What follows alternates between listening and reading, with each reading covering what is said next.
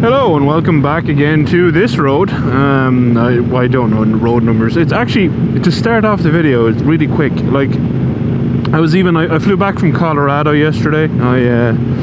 I was over there for work, and you know, I was talking to some Americans who were coming this way, and they're all like, "Oh, hey, where are you from?" And they'd be like, "I'm from Fuquay-Varina," for instance, right off, and name road numbers, and everyone knows what they are. Like, it's incredible. I have never in my life remembered road numbers. Oh, rain. I thought I'd dodge it, but probably not. It's okay. I'll try off. But yeah, that's something that I find really funny, is that just the Americans' ability to remember road numbers is genuinely incredible. Props to them for that. Now, what are we actually talking about today? We're talking about a video that Spite recently made. Spite being former employee of Yami Noob. And I want to start off by saying I have never really watched Spite, not out of spite or anything like that. No, more so just because I didn't really follow Yami Noob's channel. He's not my favorite motorcycle content creator. In fact, I would watch almost nothing that he has ever put out, for various reasons that I don't think we need to get into. Just definitely not my personal favorite video creator. If he's yours, that's fine. I'm not trying to stir trouble, just not someone that I personally watch. Now, they were a bit too close behind me. We'll move on a bit. So yeah, Spite recently put out a video that I did watch because it's something that I talk about a lot in many videos, and I wanted to come back to another video that I recently talked about, but we'll get to that. And that was you know, do modern motorcycles have too much technology? I can't remember the exact title he used. I will, you know, put a link to his video in the description, since I'm talking about it and since it reminded me to make another video like this. It's only fair. And yeah, basically it had spurred my brain to make another video like this. And not only that, it was also spurred by, you know, I recently made my 5 years on YouTube video, and someone had asked me, like, why do you think you like the Magna so much? You know, what is it that makes it special? And that actually got me to thinking a lot. So today is going to be a twofold thing. It's going to be like why I actually do like old bikes so much, what I think I would love to see, you know, manufacturers do now with bikes, and also, do I think that modern bikes do have too much tech? Which I know this is a conversation that sometimes really pisses people off, because some people are like, don't be an enemy of progress and whatnot, which I understand, but you know, that's not why I say these things. I say these things because I really... Good job, buddy. Oh, it's a lady. Good job, lady. I say these things because I really love motorcycles, and I want to see a lot more people use them, and I want to see motorcycles, you know, continue and be a very strong cultural presence into the future. So, very long intro, I do apologize, but that's this channel. If you're new here, I ramble a lot. So, number one, we're going to start off with, do I think modern motorcycles have too much technology? And I think yes, from an enjoyment perspective, and I will explain. So, like I said, someone asked me why I like the Magna so much, got me thinking. The reason I like the Magna so much is because it goes back to that old adage, you know, is it more fun to ride a slow bike fast or a fast bike slow? The world is the world. I can't say if I agree with it or not, around, you know, speeding laws and the amount of police enforcement these days, and, you know, the fact that back even in the 90s you probably could run away pretty easily, but now you really can't, and, you know, it's just not advisable to do so. I strongly advise you do not run away from any form of police, because the likelihood is you're going to hurt yourself, or you'll get caught, and it's just going to be so much worse for you. Or you could hurt someone else, I suppose. Everyone always gets so upset about that. I'm like, most bikes don't tend to crash into other people, but anyway. I said I better mention it. Anyway, so, you know, in the modern age of La Policia everywhere, I think it is actually better, more fun, and it is kind of more fun anyway to ride a slow bike fast, but certainly now,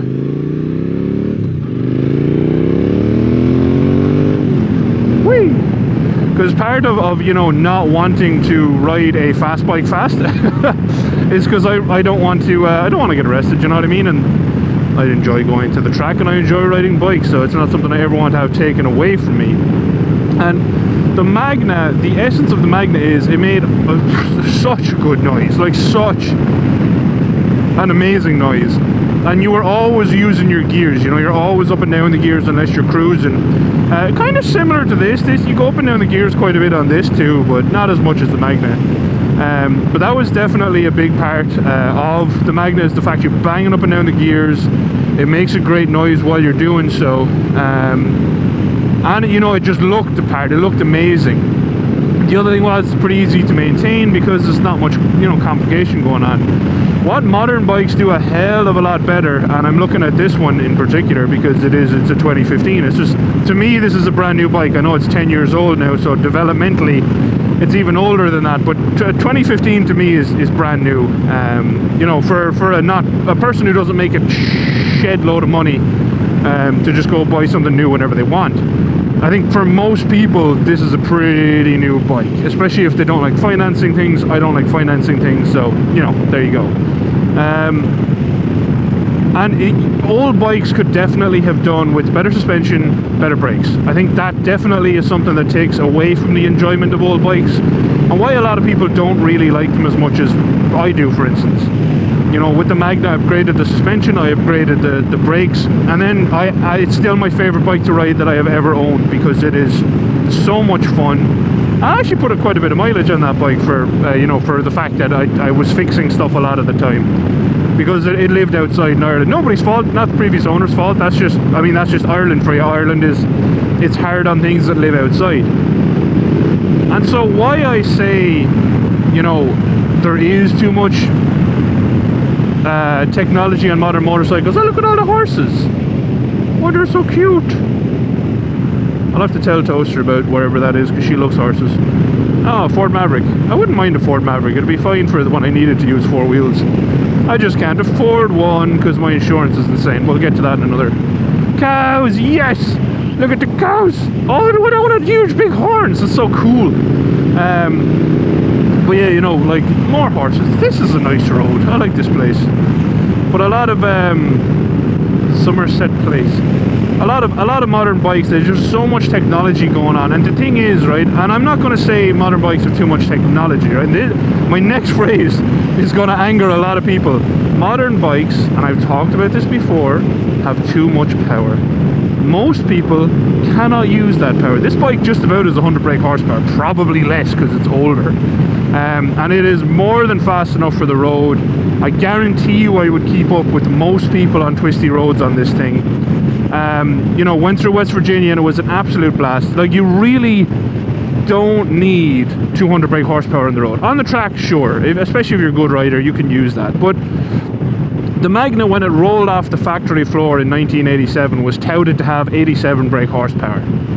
87 brake horsepower, and that thing pulled like a train. It's so much fun on the road. You know, so much fun on the road. And that's why I say that it's not even just too much technology. And this is something, you know, Spike touched on the too much technology from an involvement point, and I'll talk about that in a second. But for me, it's also power. You don't need all that power. I think, you know, when you use all that power, you end up either, you know, getting arrested, having an accident, or you just never use it. You know, if you look at actual power bands, like of the map, say, of your bike, not power bands, like your actual torque and power curve.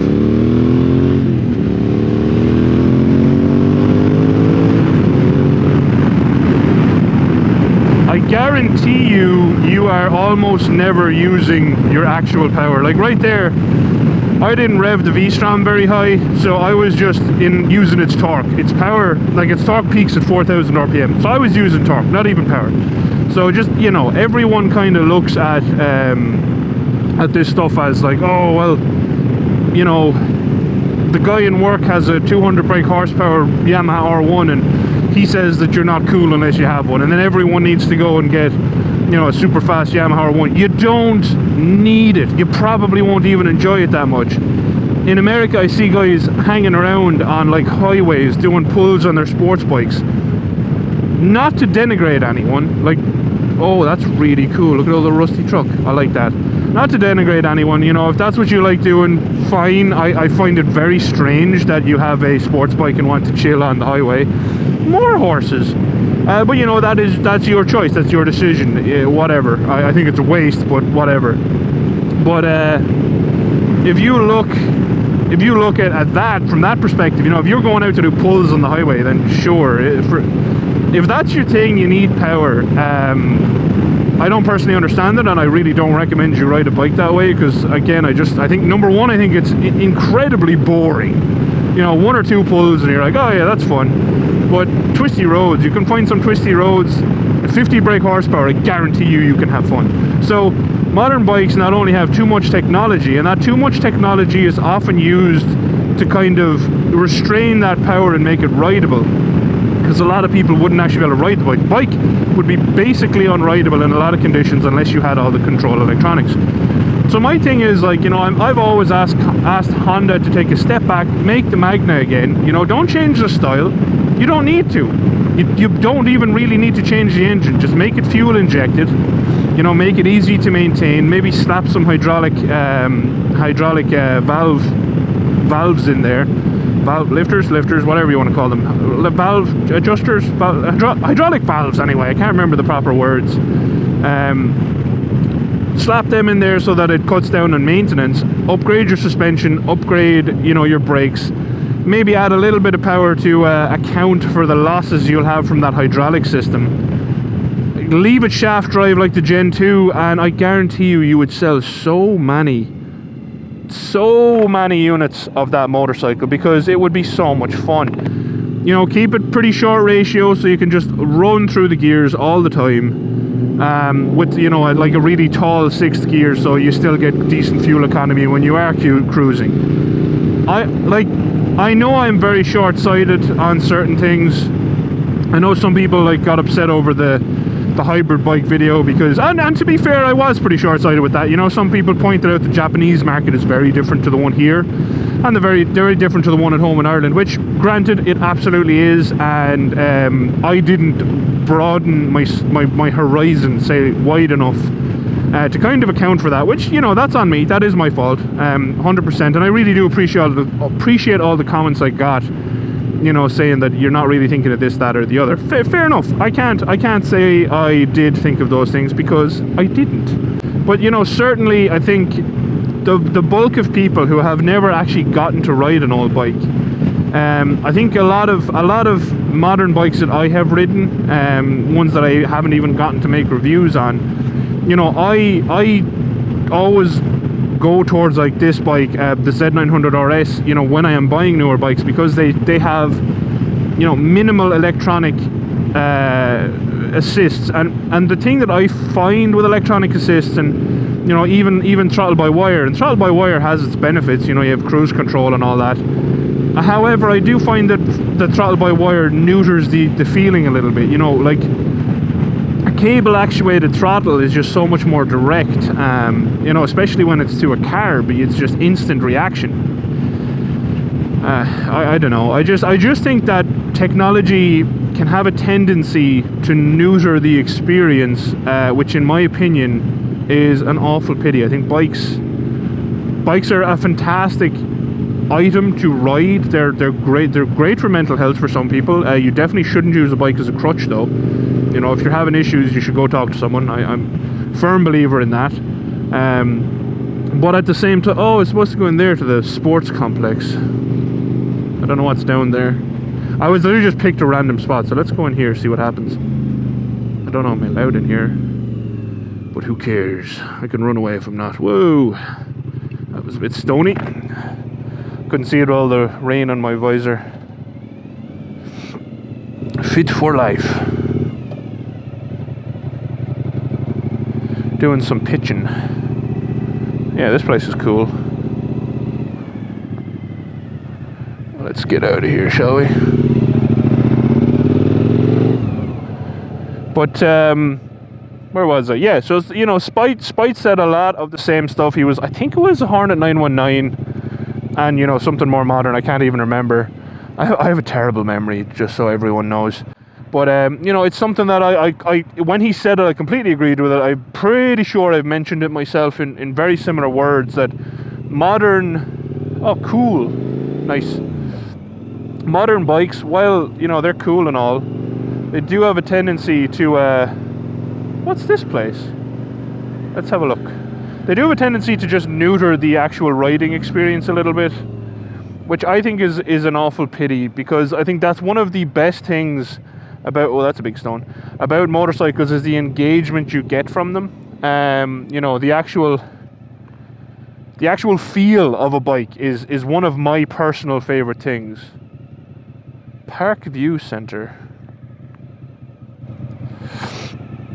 The other thing, you know, I do think that motorcycles are also extremely beautiful, of course. Oh, I don't have my bags on, I didn't need to do that.